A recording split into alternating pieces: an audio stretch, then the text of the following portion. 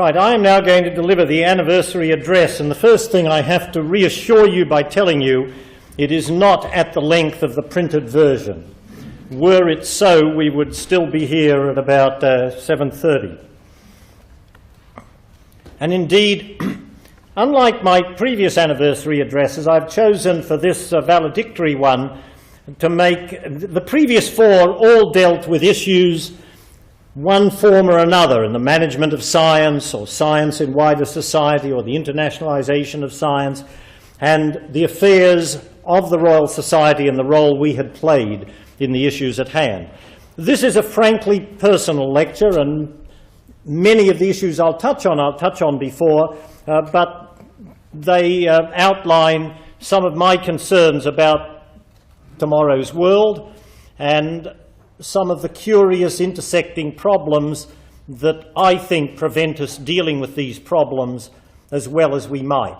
Before I settle to do that, I'm going to be even more indulgent in giving a list of thank yous to people that extend back to my earlier years. Jim Watson once wrote an essay on how to get on in science, which contained what I thought was typically Watsonian but rather useless advice, which was to avoid stupid people. My advice, based on my own experience, is even harder to follow, unfortunately, which is it's be lucky. I was lucky at the school I went to, where I had I had many good teachers and one superb teacher who, as many of you have heard me say before, taught no fewer than 8 fellows of the Royal Society, current fellows, 0.6% of the society. I went on to university in an interesting time, the School of Physics at Sydney, and in particular my thesis supervisor was one of Paoli's last assistants, Robbie Shafroth. Michael Fisher will remember him, a wonderful man who was tragically killed in his late 30s just before I was going to go with him as his assistant to the Foundation Chair of Theoretical Physics in Geneva. He was the person who made the observation, crucial in its time, that a charged Bose gas is a superconductor, thus redefining the hot topic of that day of superconductivity. So I then went at rather short notice to a postdoc at Harvard, where many of the crucial events of my life took part. My wife gets very irritated when I bring her in and say that's where I met her, the single most important event of my life.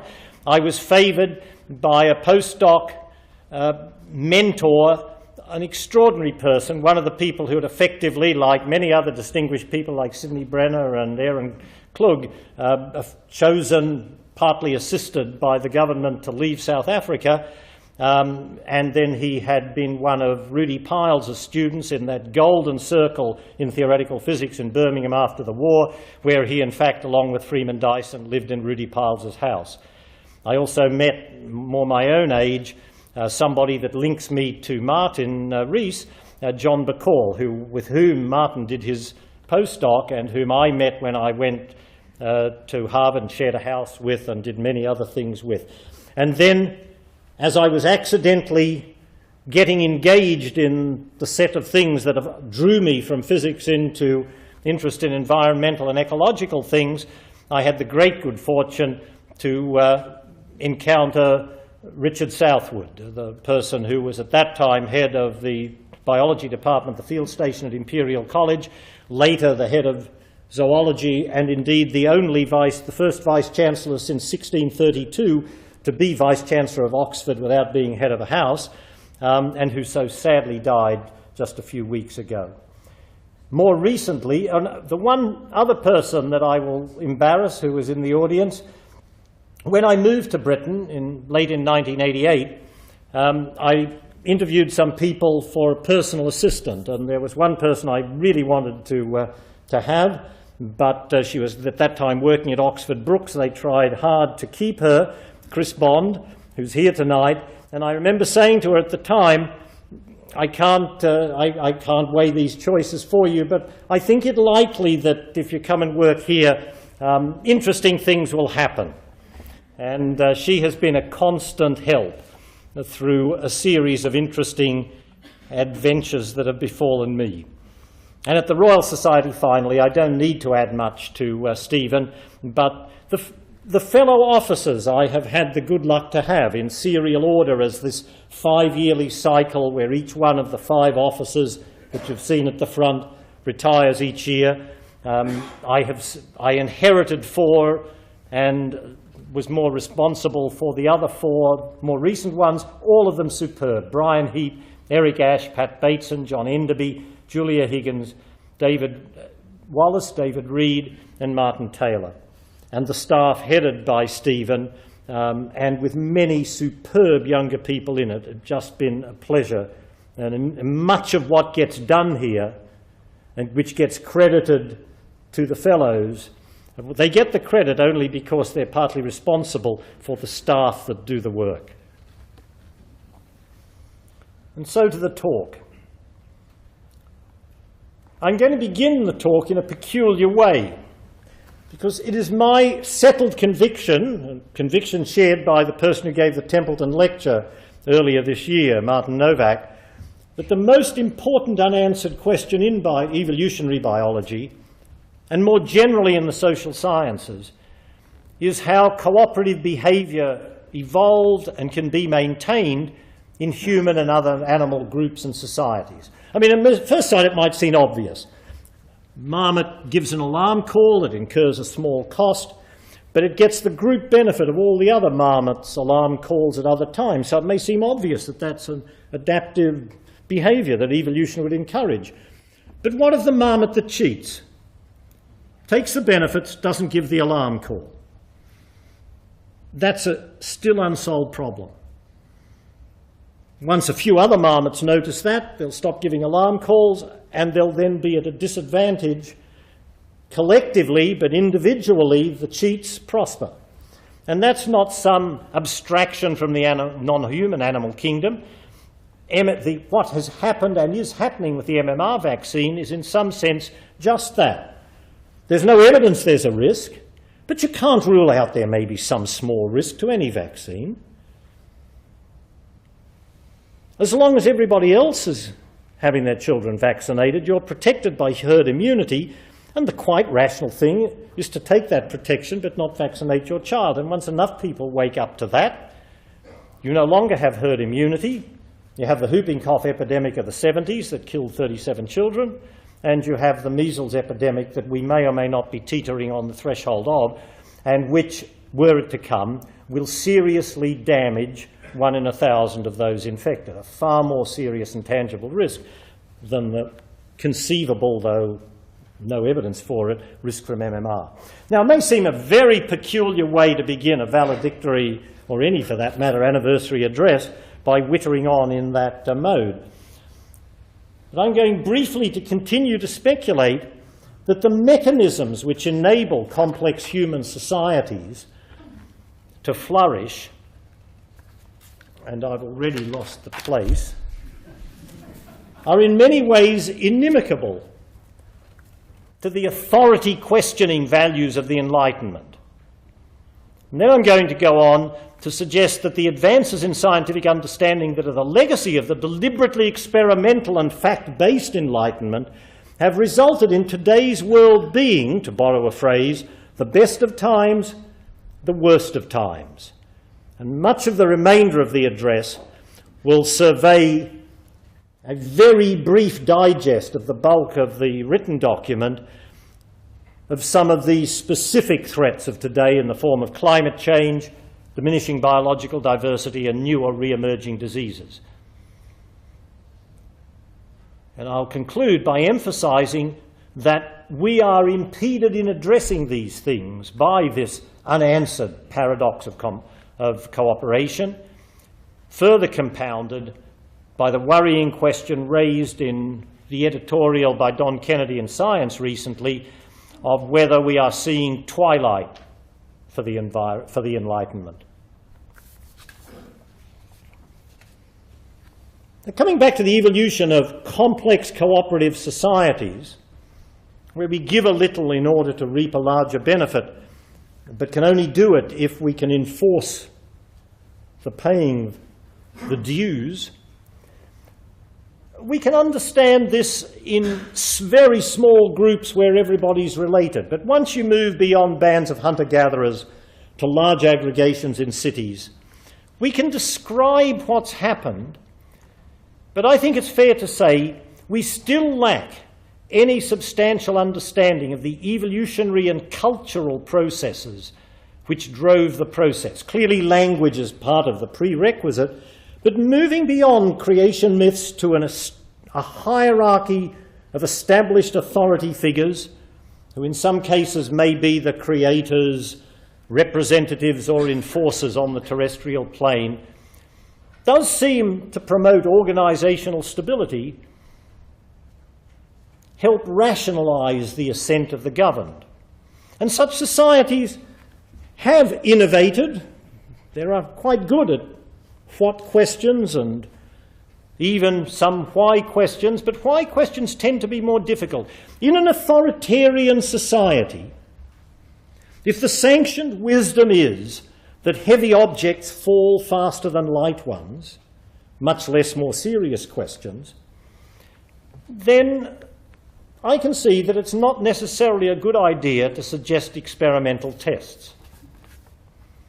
And in short, at the risk of sounding like cocktail party waffle, and it's at the farther borders of the unexplored in evolutionary biology, as mysterious to us in many ways as it was to Darwin, who identified it as the biggest problem, I guess that the same ill-understood circumstances that allow complex human societies to arise and persist often and perhaps necessarily can have elements that can be strongly antithetic to the values of the Enlightenment, of which we are a child.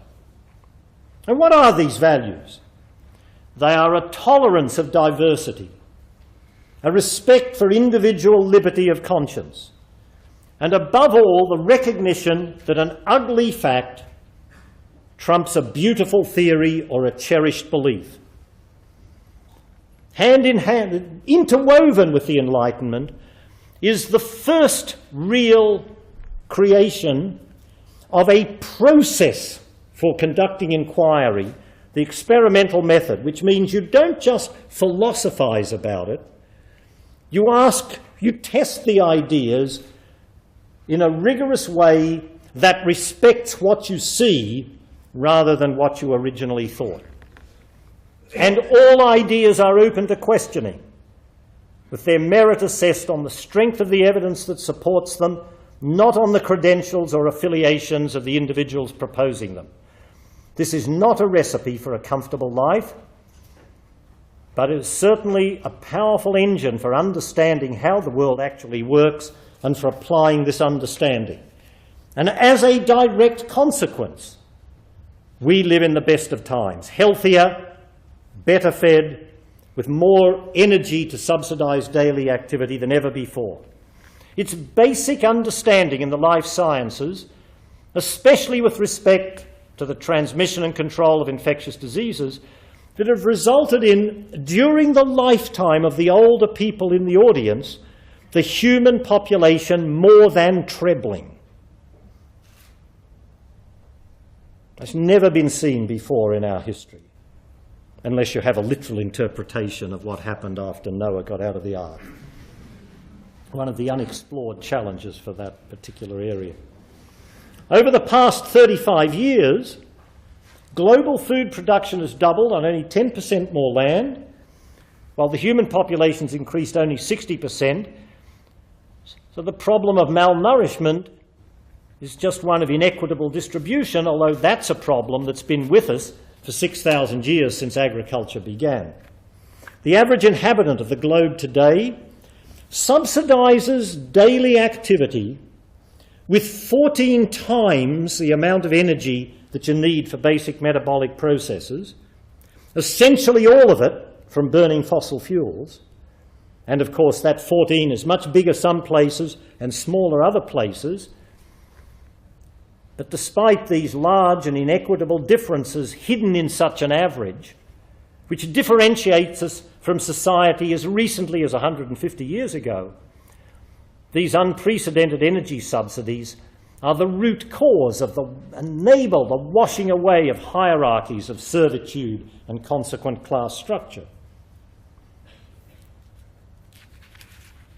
But only recently we realise that these well-intended actions have had unintended adverse consequences.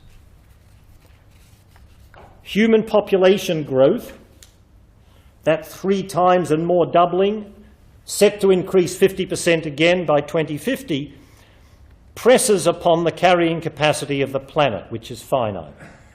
Its impact is differentially amplified different places, but the amplitude of those impacts are now on the scale that rival the biogeochemical processes that built the atmosphere. And I'm going to say a bit about climate change in a moment and a bit about biological diversity, but just to give you one headline figure that many of you have heard me say before. Somewhere between 1/4 and 1/2 of all green plant material that grew around the globe last year is bent to our purposes, directly or indirectly. There's never been a species, there's never been a moment in the history of life on Earth when that circumstance pertained. More than half the atoms of nitrogen incorporated into that green plant material came from fossil fuel energy subsidised fertilisers rather than natural biogeochemical processes. We really do live in a singular time. And I'm now, at a rapid gallop, going to say a little bit first about climate change, then about biological diversity, and finally about infectious diseases. The climate on this planet over the 4 billion years that it has existed has seen huge fluctuations and variations. There may well, and arguably were, times when it was entirely covered in snow and ice, snowball Earth. There are other times when tropical creatures roamed the poles. But the last 6,000 or 8,000 years have been unusually steady. The concentration of greenhouse gases, and particularly the greenhouse gas carbon dioxide, has been about 280 parts per million, plus or minus 10 parts per million, for the last 6 millennia and more. And there are many who believe that the fact that that is the time that saw the invention of agriculture, the rise of cities, is a correlate, not a coincidence. But back in the late 1700s, 1780s, when James Watt perfected the steam engine, and we started burning fossil fuels, we started burning, as it were, taking out buried plant material and burning it, at the current rate where 1 million years' worth of fossil fuel deposits are burned each year,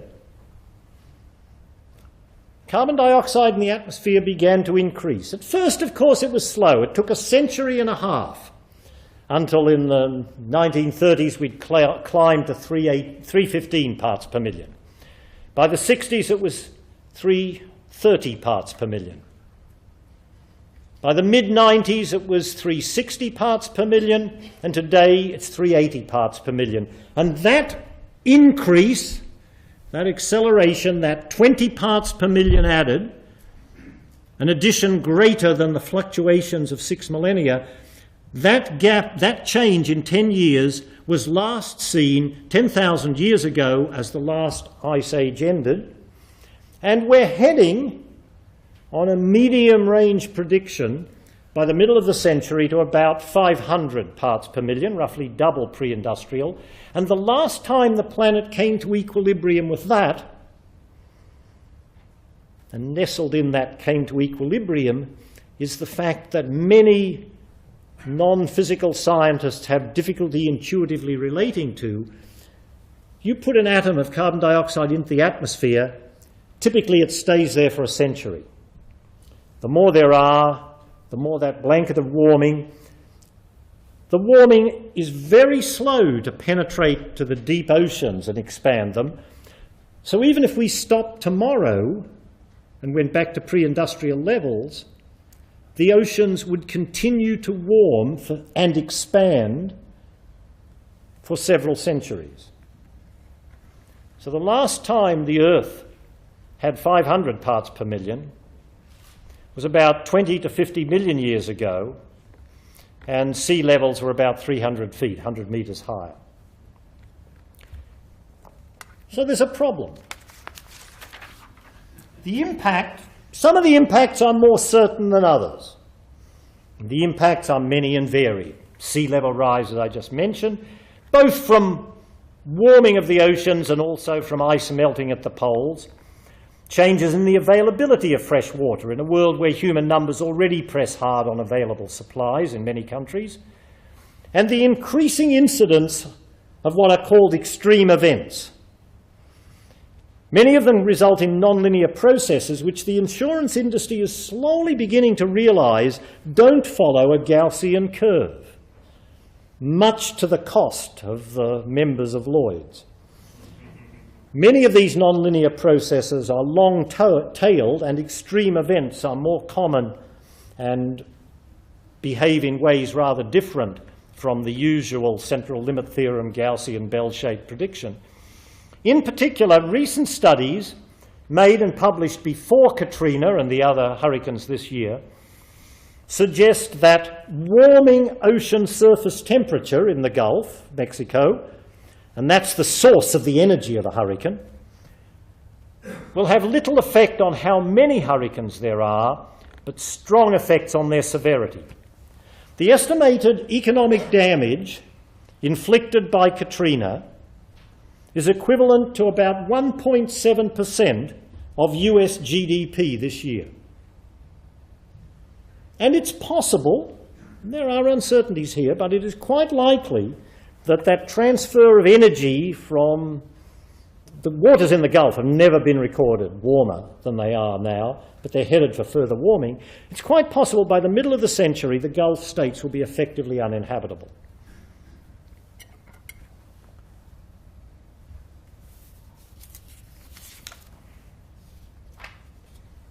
So what are we doing about this? You're all aware there was earlier meetings, then there was Kyoto that set targets for 2012, and the UK has been, it can fairly be said, a real leader in this, in the country, in Europe and internationally. We undertook not merely to embrace the target of 12.5% lower carbon dioxide emissions by 2012 compared to 1990, but to even go beyond that. And it looks as if we're on course to do that, at 12.6 below already, until you look at the details and discover that the dash for gas had taken us quickly on a good trajectory, but for the last 2 years we've been going back again. So that to meet our Kyoto target, we have to reverse the upswing and flatten out, and to achieve our target, our voluntary target of Kyoto plus 20%, we have to start going down again. And the government just this week has announced some of the things they're going to do toward doing that, some of which are politically difficult but necessary, and in that dread word in the civil service, brave but proper. By the same token, the emissions of greenhouse gases by the US are currently 20% higher than in 1990, compared with the target assigned to it in Kyoto and signed off on by George W. Bush's father of a cut of 7%. And in this hall, not long ago, the person in charge of their negotiations in Montreal this week produced a series of brilliant slides in which he divided their projected ever-increasing outputs by their projected ever-increasing GDP to make it look as if dividing it by GDP got rid of the problem. And he actually got off surprisingly lightly. He's a brilliant lawyer, and some would ask why you have a lawyer in charge of a very technical issue, and the answer is you want to defend the indefensible, best get a good lawyer.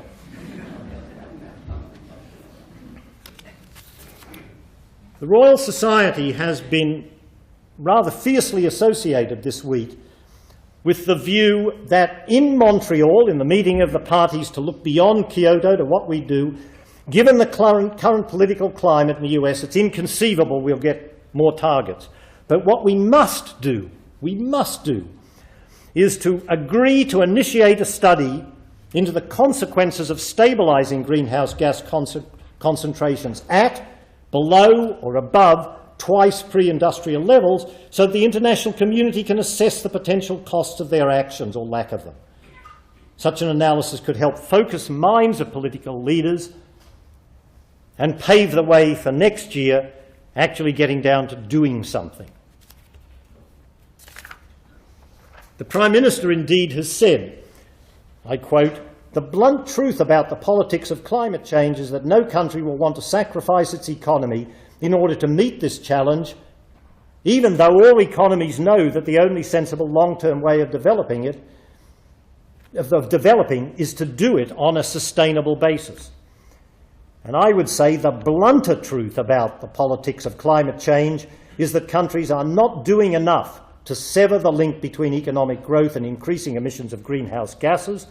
The developed world, as I just mentioned with Katrina, may already be paying a larger economic cost in dealing with the consequences of climate change, but the cost in developing countries is even greater, particularly in sub-Saharan Africa and other more vulnerable parts of the world. Research earlier this month suggests that a drop in rainfall in Ethiopia and surrounding countries in the past few years, where 6 to 10 million people are already facing serious food shortages, is also caused by a rise in sea surface temperatures in the southern Indian Ocean. And in the developing world, climate change is about life and death, not just about domestic economics. So in short, and coming back to my seemingly oblique, marmot-ridden introduction, we have here a classic example of what you might call the paradox or problem of cooperation, sometimes also called the prisoner's dilemma or the tragedy of the commons. The science tells us clearly we need to act now, but unless all countries act in equitable proportions, the virtuous will be economically disadvantaged, while all suffer the consequences of the sinner's actions, the sinner's inaction. In this sense, the climate change disaster that impends is a kind of massive experiment in the social sciences on behalf of humanity. I'm going to be very brief about biodiversity, which echoes the theme. By many measures, and particularly if you can take bird and mammal extinctions as typical, the extinction rates over the past century are on the scale of the big five accelerations in extinction compared to background rates that characterise the episodes of mass extinction in the fossil record. We are standing on the breaking tip of the sixth great wave of mass extinction, slow on the scale of a human lifetime, unfolding over the next couple of centuries, but a blink of an eye on the geological timescale. And we're doing this at a time when we don't know how much we can simplify ecological systems and still have them deliver the services we depend upon. The recent Millennium Ecosystem Assessment, bringing together economic and ecological experts from around the world, a deliberate mimicking of the Intergovernmental Panel on Climate Change, tried to assess what is the actual value in monetary terms. It's a slightly silly concept because without some of these services we couldn't survive. But trying to assign a monetary value to ecosystem services which aren't counted in the conventional economist GDP, then the estimate is they are at least of the same order as conventional global GDP. And furthermore, some 40% of the ecosystems in question are in serious danger of disruption from our activities.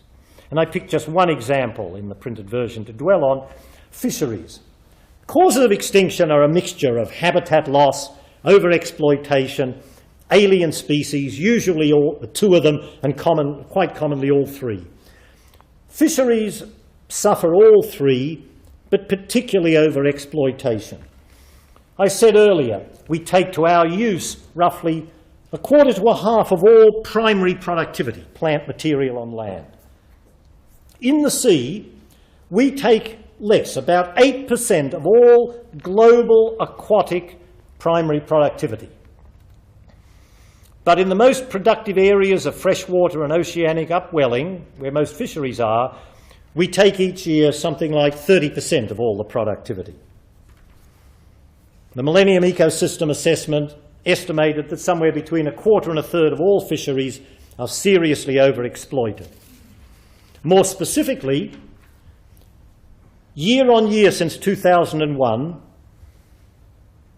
the international group of scientists that offer fisheries advice on the North Sea, the International Council on Exploration of the Seas, ICES, have recommended zero catch for cod. Year on year, the political process has denied that recommendation. The Grand Banks, once the legendary Grand Banks of sort of boys' own stories, has had the cod fishery disappear with no signs of recovery.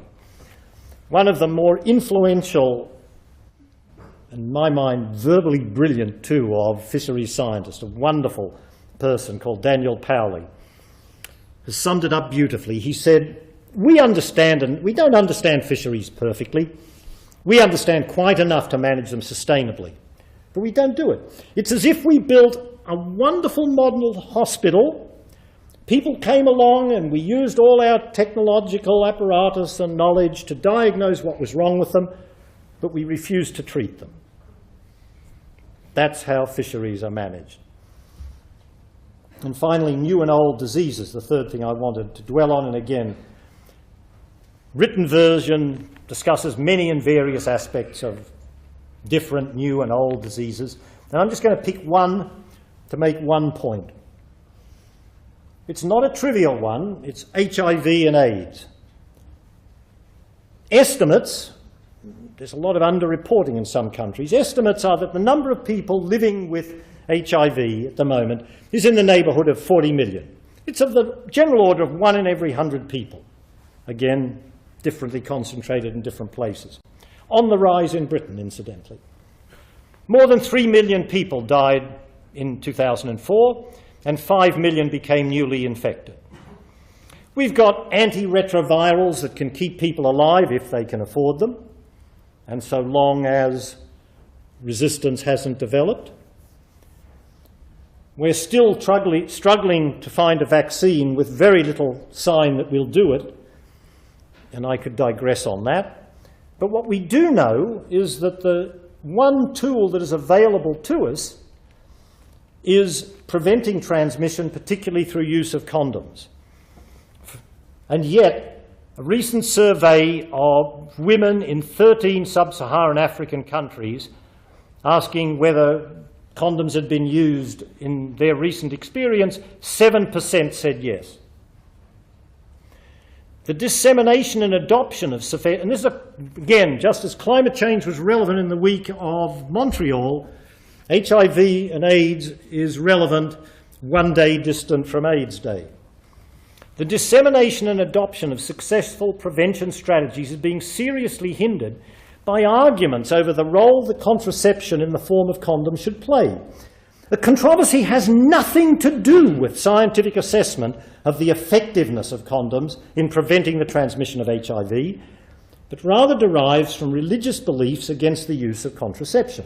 The Vatican, in particular, promotes abstinence outside marriage, condemns condom use, and with added support from fundamentalist groups, these arguments have the effect that aid from the United States for tackling HIV and AIDS, and also population control more generally, seems usually to be tied to promoting abstinence and condemning condom use, and actively, knowingly, disgracefully disseminating untruths about the ineffectiveness of condom use. This campaign against the use of condoms is motivated by dogma. Provides another example where faith and belief not only override evidence, but also lead to deliberate misrepresentation of the facts, presumably in the service of what is seen as a higher good. But in this sense, it is a companion, both in spirit and in tactical detail, to the campaigns that deny the reality of climate change or the seriousness of diminishing biological diversity. So I end this valedictory address as I began it, but more interesting as I began my first one, by again reminding us that the Royal Society was born of and embodies the values of the Enlightenment. Everything we do speaks to that spirit, fact-based, questioning, analytic approach to understanding the world and our place in it. Nullius in verba. Many times, many institutions, many places have found such a questioning, attended often by unavoidable uncertainties, less comfortable than the authoritarian certitudes of dogma or revelation. But as I said at the beginning, they have, in the words of that splendidly archetypal document of the Enlightenment, the American Constitution, enhanced life, liberty, and the pursuit of happiness. But today, both in the West and in the East, fundamentalist forces are again on the march. Disconcertingly, in the US, one of the canonical exemplars of the Enlightenment, the aim of a growing network of fundamentalist foundations and lobby groups reaches well beyond equal time for creationism or its disguised variant, intelligent design, in the science classroom. Rather, the ultimate aim is the overthrow of what is seen as scientific materialism in all its manifestations. There's one major planning document from the movement's Discovery Institute that tells us that, I quote, "Design theory promises to reverse the stifling dominance of the materialist worldview and replace it with a science consonant with Christian and theistic convictions." George Gilder, who wrote that, a senior fellow at the Discovery Institute, has indicated that this new faith-based science will rid us of the chimeras of popular science, which turn out on examination to be ideas about global warming and pollution problems and ozone depletion. Bill Myers, a veteran newscaster in the US, on receiving a prestigious award from Harvard earlier this year, a very powerful speech, said, "The delusional is no longer marginal, but has come in from the fringe to influence the seats of power. We are witnessing today a coupling of ideology and theology that threatens our ability to meet the growing ecological crises. Theology asserts propositions that need not be proven true, while ideologues hold stoutly to a worldview despite being contradicted by what is generally accepted as reality. The combination can make it impossible for democracy to fashion real-world solutions to otherwise intractable challenges." And in the Islamic world, we see also enlightenment threatened by extremist sects whose acts evoke the brutal practices which in earlier days gave us the word assassin. And a sense of the complexities here is given by the sociologist Scott Atran, who in an excellent essay said, "People attribute Islamic fundamentalism to Islam, but I think it has as much or more to do with Christian fundamentalism. You'll find no apocalyptic visions in Islam. It comes from the book of Revelation." And the really sad thing about this is that none of these fundamentalist beliefs, East or West, are grounded on or representative of the mainstream religions they profess to serve. Fundamentalist Christianity is widely considered as irrelevant to modern theology as it is to modern science. And the extremist views and acts of fundamentalist Islam find little sanction in the Quran.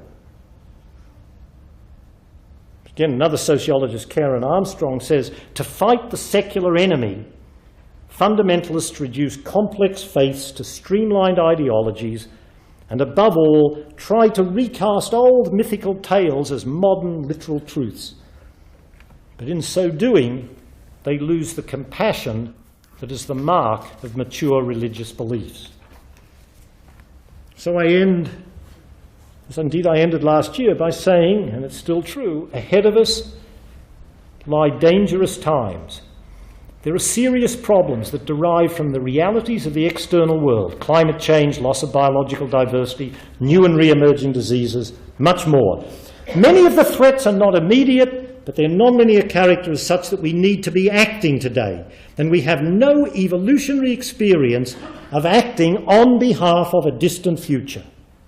We even lack basic understanding of important aspects of how our own institutions and societies maintain their coherence. And sadly for many, the response is to retreat from complexity and difficulty by embracing the simplicities, the dark simplicities of fundamentalist unreason. The Enlightenment's core values which lie at our heart: free, open, unprejudiced, uninhibited questioning and inquiry, individual liberty, separation of church and state, are under serious threat from resurgent fundamentalism, West and East. This is one of the few quotes that I actually did give the press release. And our forceful and effective presence on the national and international stage is more important today than at any time in the Royal Society's 345-year history.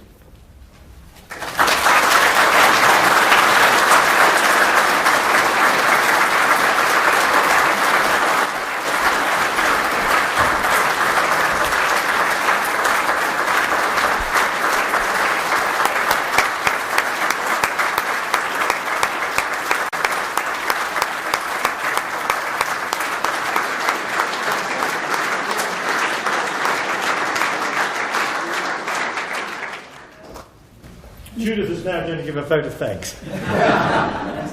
Thank you, Bob. Mr. President, ladies and gentlemen, it is indeed an honour and my great personal pleasure to be here this evening to offer you a vote of thanks on your valedictory anniversary address. Your address in its concern for the very real threats we all face on an individual and global scale has been extremely thought-provoking. And I'm sure that every responsible person in the room tonight will take away with them some serious matters for reflection. Your address was most stimulating and also very frank in its content. However, I feel personally much more challenged as a scientist to help to find solutions than to be afraid that I cannot. My thanks again, Mr. President, for an extremely stimulating address and our very good wishes, I'm sure from all the fellowship here and all of the audience tonight, to you and to Lady May for your future outside the Society. Thank you very much indeed.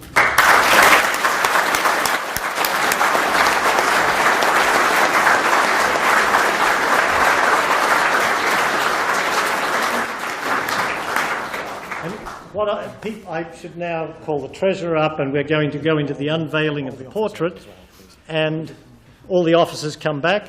And I should have said, for those who don't know her, that was Judith Howard, who is also a Vice President of the Royal Society.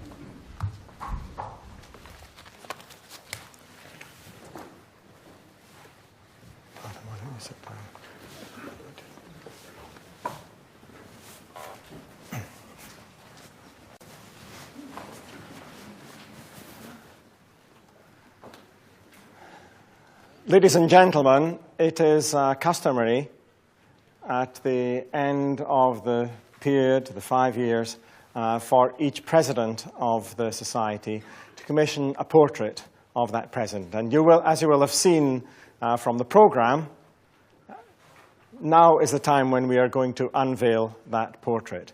So I wonder if I could ask Lady May, please, also to join us on the platform, and Tom Phillips, the artist, very distinguished portrait painter, writer, composer, Fellow of the Royal Academy. Would you please come and join us on the platform? And ask President now to unveil his portrait. It's the first time Judith has seen it.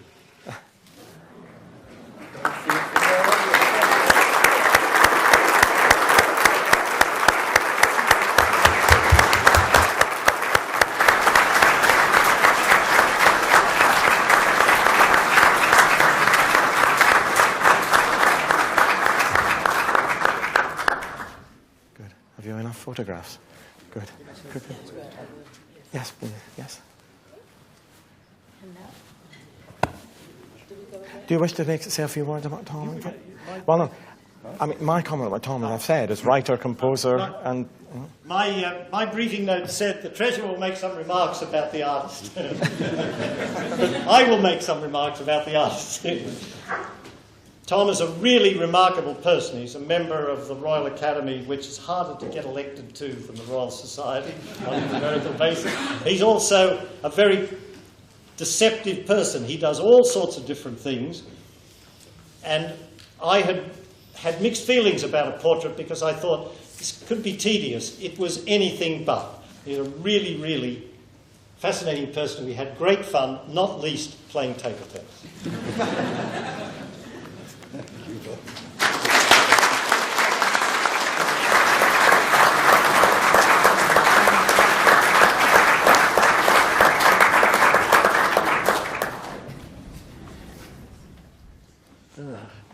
I'm having trouble keeping grip of all what's going on. Yes, I now invite all the other officers onto the platform. Well, I already did that. And what I now want to end by doing is the final act of my presidency, indeed, which is with considerable pleasure and a feeling that we really have done extremely well. I want to invite my good friend Martin Rees to take over as the President of the Royal Society.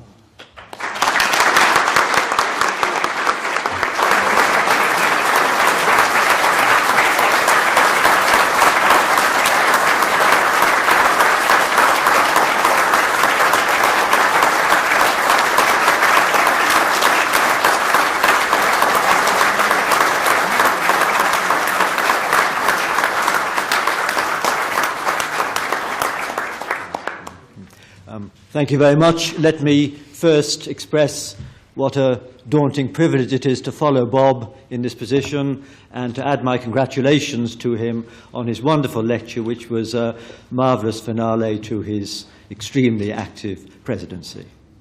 We shall have permanently in the Society this memorial of Bob, but more important, I hope you will still very often have the animated version still with us, and we hope that for many years to come he will, without the inhibitions which he's had in this office,